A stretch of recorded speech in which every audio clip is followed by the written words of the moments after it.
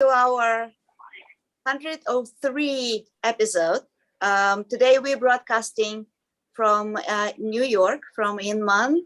It is the first after 2 years in New York in-person meeting. So our technology and running on the trying to get you into the atmosphere of the meeting. So forgive us if we have interruptions, but it is my pleasure to introduce my colleague Adam Brown and our esteemed guest Mike. And I will open up for you all to tell me, what are you feeling and sensing here in at Inman in New York? What's the temperature? What's the atmosphere? Well, it's funny you say temperature. It's very cold here this week. That's not the temperature, man. Right. No, and I thought for sure you were going to say live from New York. It's Saturday night, but I think it's been good. But I don't want to ramble on. We don't get to talk to Mike much. What is your thoughts, Mike, about Inman? Yeah, it's been great. Hey, everybody, Michael LaFido. It's been great to see some industry experts that we haven't seen in a few years. I was actually at Inman and last week of January in 2020 before the pandemic. And so seeing some colleagues and some really special people, it's been great. And overall, very positive. And I was actually just at a breakout session before I joined you today. So some great content, great networking. Typically this conference is in January. It's in April, so it is warmer, Adam, compared to their January event. That's true. My initial thought, Ileana, is it feels like everybody's happy to be back. The vendor count is healthier than I thought it would be in terms of people being here. It feels like the city. We were in the city in January. And you can tell that the restrictions around masks and, the ability to kind of fellowship has gotten a lot better even in the last 90 days here in the city. So that's refreshing. And that's not a statement on mask or anti-mask.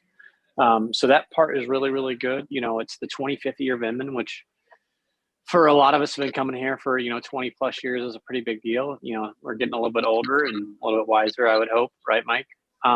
So that part is exciting. The thing about probably the biggest surprise is just how happy everyone is to be here. A lot of these trade shows, people kind of get in and they don't really want to be here and they're on a whirlwind tour. And it feels like everybody who's here is genuinely excited to be here.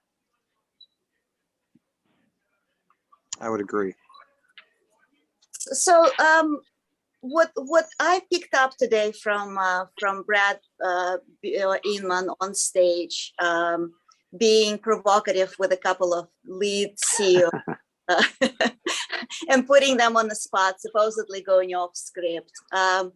So I think that by now folks are understanding that the environment is changing. The economic trends are starting to pause a few things. The geopolitical instability is also potentially impacting. So I've heard two completely different responses today to Brad. Is like, what are you guys thinking? And Rheology said, we weathered, we weathered storms before, and this is, we just keep on doing what we're doing. And I also picked up from EXP CEO saying, we're going to keep growing the way we've been growing. But generally, I picked up that the agents who are attuned to the developments and the trends, and that's why our agents always come to events like this, because those are learners. So, are you picking up some of that in the hallway conversations of what's next? What's the bigger picture going to be, and what immediate steps the agents can take to kind of winterize themselves into what might be a slower market away from that blockbuster that we've been seeing? Yeah, I mean, I'm definitely, on the same path that, life is what drives real estate, right? I mean, yes, do interest rates and do inflation affect how many people are buying and selling? There's definitely a correlation there, but life is what drives real estate, right? I mean, somebody's relocating in today's world where people can work remotely. Somebody's looking to maybe go to a warmer climate or a more tax-friendly state.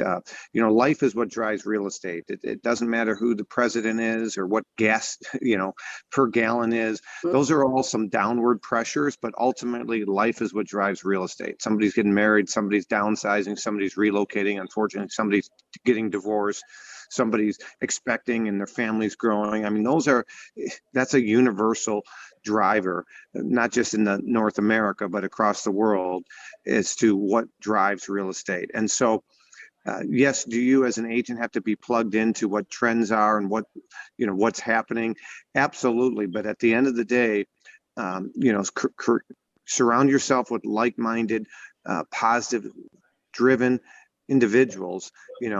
Zig Ziglar once said, if you hang out with 9 dead broke people, you're bound to be the 10th. So hang out with 9 overproducing agents, That's a good that get it, right? I mean, 9 people that are givers, right? And they try to bring value to their community, to others, and good things will happen to you. But yeah, will there be some turbulence probably in the next 12 months, more so than the previous 12? Absolutely. So I want to bring it back to us. It's the economic trends. Yes, the new technologies. Yes, Zillow is also getting a little bit of beaten up on the stage. But the crypto, NFT, the world that we live in, what I've picked up on the agenda in general, there is 4 panels, 4 discussions, 4 not in a prime spot, not in the headlines, but where the topics that are dear to us are now on the agenda, and prominently so. No, you've followed the panels that already happened, and a couple are still to come. What's the reaction? The last one was full house. What's the reaction? What are you feeling the audience is picking up or reacting to what they're hearing about our topics, the ones that we deal in day in and day out? Yeah, I mean, I think there were, like you said, almost a half a dozen panels that kind of were in and around Web 3.0. You alluded to Zillow getting beaten up on stage earlier, which I've heard that from a few people. But, on the other hand, who is the very first guest of Inman 25? The CEO of Zillow.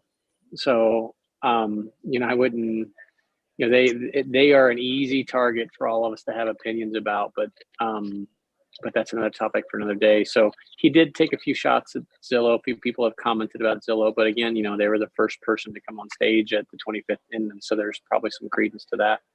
And listen, and Zillow, they're figuring stuff out as they go. I mean, you know that better than anybody, Ileana. They are agile and nimble, and they shift their focus quite a bit. But a lot of talk about Web3, not as much as I had thought. We live in a bit of an echo chamber where we think everyone's talking about it. And then I go to the dinner table and everybody in my family looks at me like, well, again, what is blockchain? And so it is interesting. There are really smart companies in and around it. I think the speed of crypto and blockchain will outpace the speed of realtors picking it up. And that's my biggest fear is, the world is evolving into Web3 really well. And it seems like the real estate industry, title and escrow to some degree attributes to this. They've kind of dug their heels in a little bit, and it's not going to be healthy. So I think those agents who understand it quickly and develop it quickly and can talk about it intelligently quickly will have a competitive market advantage in their markets. Yeah, I would agree with that, Adam, 1,000%. And even if agents don't know all the nuances, right? Because maybe laws change, maybe terminology change, maybe there's additional products within blockchain. Having those resources, i.e. Propy, that they can rely on, that they can tap into, whether it be, being a crypto certified agent or being part of Propy's Facebook group, right? Where you can ask a question like, hey, does anybody have a good resource? Or I heard this, like having that that expert that they could lean on if they have a question, or they went through the course, or they forgot something, or there's like I mentioned earlier, there's something new, a new buzzword, a new product out there. Or it's one thing to familiarize yourself, it's another thing when it's actually happening in real time to you. In other words, we have this luxury designation that we teach agents. It's 16 modules. We got an upcoming event coming up in Chicago. It's one thing, Adam, if I go over some content and a system and they learn about it. It's another thing in 2 or 3 months where it actually is happening to them and they're in the trenches, so to speak. It's like, oh, shoot, tell me how people hit that panic button. So it's really important for those that are watching this to know that you got a great asset, in Propy, and you have those people that understand, or they can point you in the right direction if it's not in their vertical. And that's really important. No different than that agent that can rely on their broker if they have a specific question within their state. I would agree. Well, the good thing, Ileana, about Inman is it's the only place I can buy a Diet Coke that costs me $9.94. So if there's ever a sign that inflation might be upon us, or New York's really expensive, you could take your pick. But I just bought a $9.94 Diet Coke. Oh my goodness. Yeah, that's I don't have your luxury money, Mike. Listen, $10 for a soda. I'm from Indiana. Like that's a lot of money for me. And in Indiana, you get a hot dog combo, fries, and 2 Cokes for that. Yes, sir. I have a question that I think, Mike, I actually feel that maybe you will give us a perspective. So crypto buyers and the luxury space, there's clearly there's clearly a direct correlation there. Certainly, folks who have started exploring crypto were folks that had ability to play with extra capital. So those are types of your clients. But I'm also sensing that the crypto buyers might be folks that are not your traditional luxury second home buyers or luxury clients of yours that you are teaching your agents to know and service and cater, because there's a lot of younger folks that have amassed portfolios, maybe not fortunes, but portfolios in crypto, and may or may not have immediate access to mortgage or to buying a home traditional way, or not even considering it. So is this something, Mike, that you are picking up as well with being an expert in the crypto world that you are? Yeah, we're seeing this, Elena, and that's also how agents, and that's part of what we teach agents, especially in those upper price points, right? We talk about like meet the parents, like the circle of trust, right? It's when you're dealing with high net worth individuals, or you're dealing with new money, like you're talking about, maybe somebody made their money in crypto.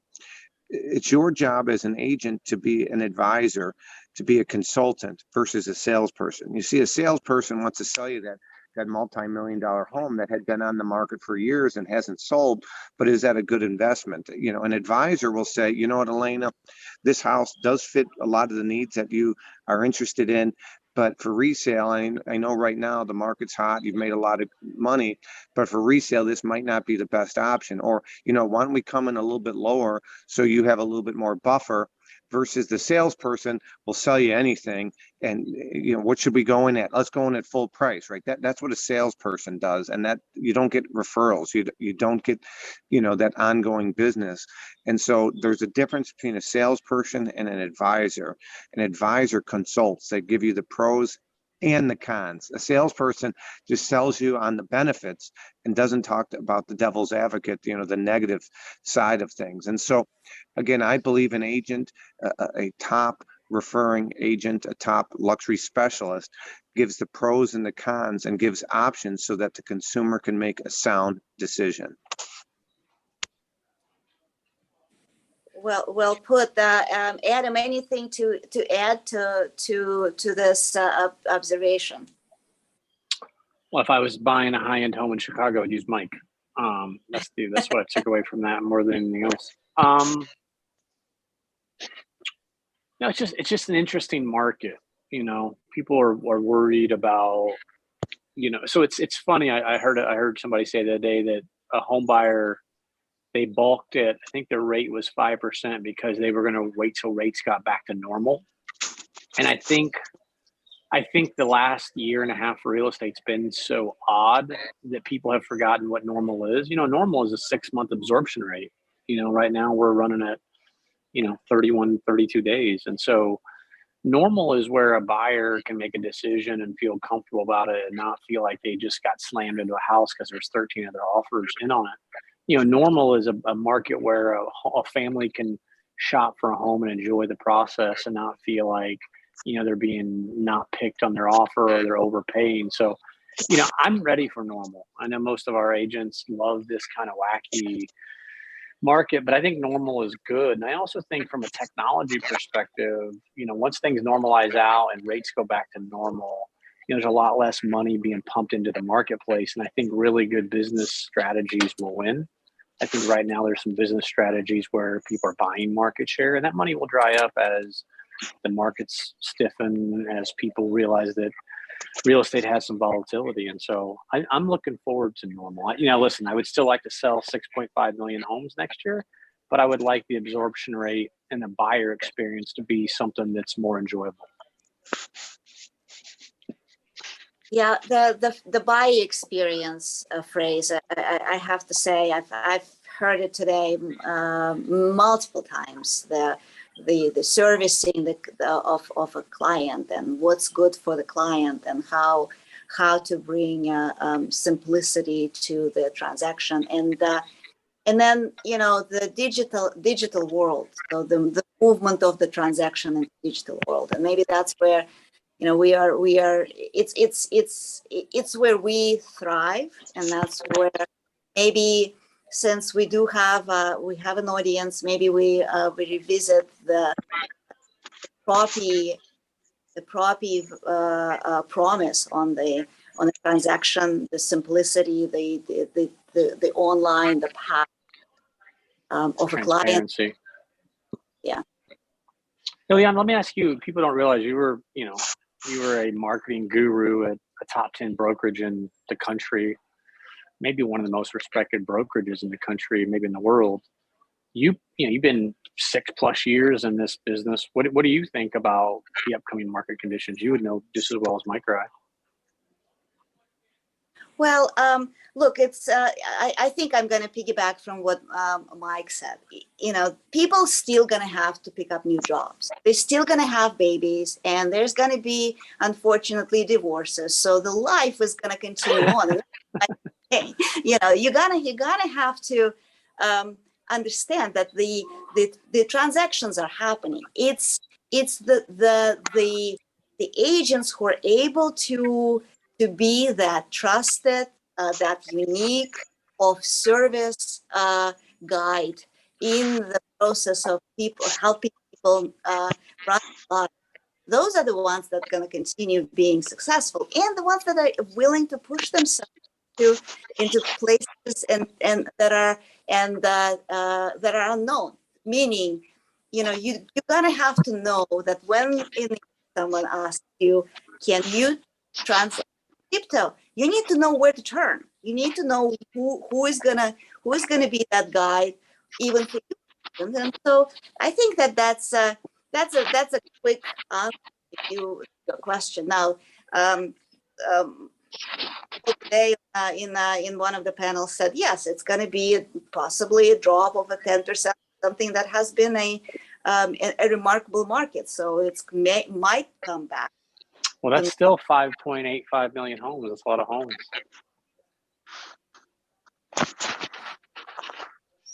I do think it's interesting, Mike. Maybe you can point this out better than I can.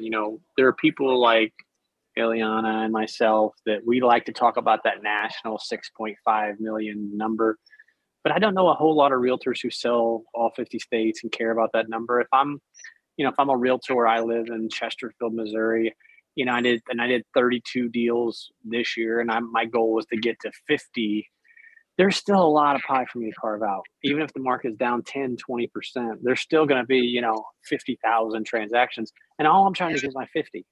And all I'm trying to go is from number 3 to maybe number 1 in my town. I wonder sometimes at these conferences if we all see these macro numbers, but as a local realtor who's in the trenches, earning listings at kitchen tables, is that just like noise to you? Yeah, I mean, I think it's good to have your finger on the pulse and what's, not just, the old Wayne Gretzky, don't go to where the puck is, go to where it's going, right? But so it's good to know where, market conditions are and what, various experts are saying, where it's going.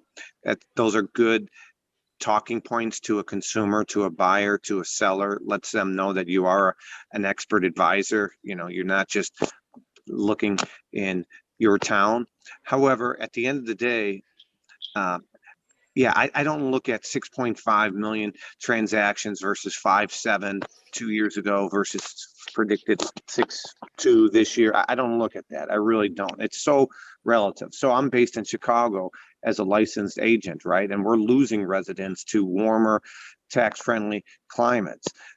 So I'm really worried about what am I going to do to differentiate myself and bring value to my Illinois clients and build relationships with those referring partners in Florida, in Tennessee, in Texas, in Carolina, where my clients are moving to. We don't have a ton moving in, we have more moving out. So is it good to know across the country? But you really got to know where your feeder markets are at the local level. That's a good point. That is a very good point. Switching gears a little bit, what I was pleasantly surprised today, being an international myself, that there is a talk now about growth that is fed internationally. Like that's Inman doesn't pay attention too much to the bigger world, but I think people like us have to. People who have global perspectives, and it was pleasing to me. I get that this is a local, still it's a local business. People buy into neighborhoods, and that's why they need to have someone who knows ins and outs of where they're moving to. But I do feel that understanding the bigger picture, and especially once you start looking at the world, we are interconnected those days. Look, we work and live in different places those days, and that creates that mobility that Mike, you mentioned as well, because we are able to travel internationally and settle for parts of the time abroad, and that actually was a pleasant surprise to me that Inman finally is talking about the world. They sell houses other places, Ileana? I didn't know that. They are. We coming to the final stretch of 5 minutes of our allotted time. Is there things that you wish Inman spend more time on? Things that we should suggest and bring up for the future and the for the lineup of their guests or agendas? Do we give them the advice? Yeah, I sound like a broken drum, but the diversity and inclusion in our industry is not very good. And I don't blame that on anyone in particular, certainly not Inman, but the diversity and inclusion is still an issue. It really is. It's not great. It's and so I think real estate brokerages and recruiting teams and people who this industry is a tough industry to get into if you don't have traditional revenue or resources, because a typical realtor can sometimes go 3-4 months without a commission, as you know that better than I do, Mike. When you're starting out, I should say. And so I think it's tough for socioeconomic challenged people. So my biggest feedback is Inman, RIS, all TechCrunch, Leading RE. We need to work on diversity and inclusion still. Yeah, that's one of my big initiatives, Adam, for our designation, Lux for short, luxurydesignation.com. We have an event in 3 weeks. Hopefully we're going to get Adam out to that. But but our goal is to diversify, get more people from the various groups and people of color involved in luxury real estate, right? And so one of our goals and our initiatives over the next 5 years is to get 10,000 agents certified in luxury through scholarship, through ARIA, NAREP, NAREP, LGBTQ Alliance, YPN, WCR, and others. So I've talked to leadership at those associations. That is one of my goals and one of my initiatives. I just was in Miami last week, and I had a young lady who I'm trying to get on our podcast, an African-American female, and she looks luxury. She's carries herself very well, dresses like she's $1 million agent, and she shared some of her limiting beliefs as well as some of her roadblocks as a female, let alone African American, in her mind, breaking into luxury. So these are some of our goals, some of our initiatives, and would love to continue our relationship with Propy and your team. You guys are doing some amazing things. And if anybody's interested, they can go to luxurydesignation.com for our event in 3 weeks. It's going to be absolutely amazing. And I really appreciate you guys, Propy, and what you're doing. Keep raising the bar and educating agents and brokers. And hopefully we'll be doing some transactions with Bitcoin and crypto and blockchain here in the Chicagoland market soon. Excellent. Very good. Any parting words, Adam? I know that my observation is, look, the crypto world is remarkably diverse, and it's in contrast with some of the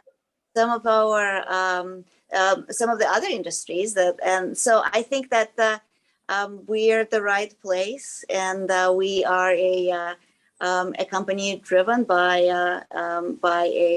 a woman and an international. And so I think that is those are all the things that, since you were giving your kudos to the programs you have, I have to acknowledge that we're in good shape with all of that.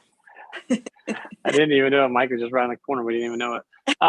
We have for those who don't know, we have 3 female owners, all C-level. We just hired a new C-level marketing executive.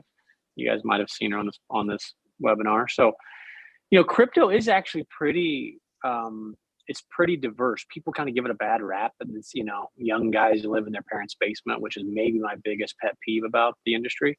It's really not that at all. There's a lot of really sharp women, U.S. women. We deal with them every day. But there's a lot of people from all over the world, races, ethnicities, religions, men, women, gender fluid. It is the most diverse group I've ever been around. And I don't know if it's just because it's such new technology and intellectually curious people and open-minded people who've embraced it kind of lean into that. But I would agree with you that it is, if you look at a crypto conference versus, a traditional real estate conference, unfortunately right now they're 2 different crowds, but I think we can get there with a little bit of time and with, acknowledging that and working towards a better one. I agree. I mean, we have let's see if our moderator has picked up any of the questions that we need to address. But I think we are close to wrapping up. Mike, thank you very much for joining us. Adam, he just walked by. He's off. I saw him on the back top right there. I didn't know he was right around the corner. I didn't even know it. All right. Well, it's great to be able to broadcast to you what's happening in the heart of New York, in the heart of the industry, with keeping the tradition of Inman. And so we're grateful for being able to come to you with some of our observations from here. Thank you very much, and we will see you next week.